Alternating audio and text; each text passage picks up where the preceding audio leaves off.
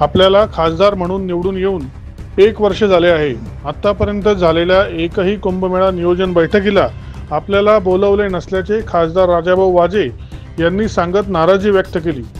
विरोधी पक्षातील खासदार असल्याने बैठकीला जर बोलावत नसतील तर हे चुकीचे आहे, असे स्पष्टपणे वाजे यांनी यावेळी सांगितले.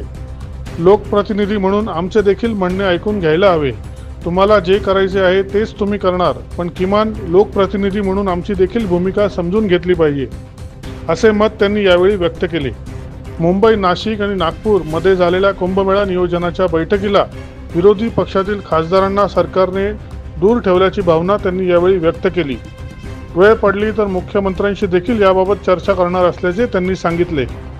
पाहुयात खासदार वाजे काय म्हणतात. मला आजपर्यंत 1 वर्ष मी खासदार म्हणून निवडून आल्यावर झाले, परंतु कोणत्याही कुंभमेळ्याच्या मिटिंगला मला आजपर्यंत बोलवलेलं नाही. नाशिकच्याही नाही आणि नागपूरच्या पण नाही. काय कारण?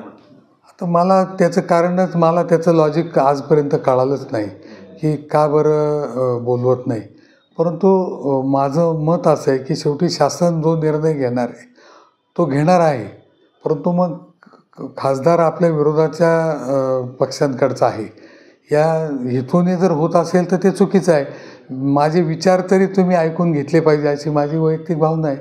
तुम्हाला जे करायचं ते तुम्ही करणार आहात, परंतु लोकप्रतिनिधी म्हणून सर्वांनाच बोलवलं पाहिजे असं माझं वैयक्तिक मत आहे.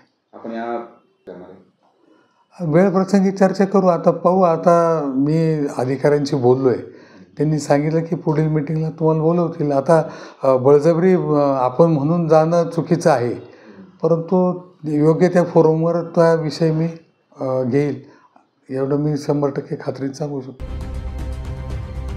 दैनिक भ्रमर, नाशिक.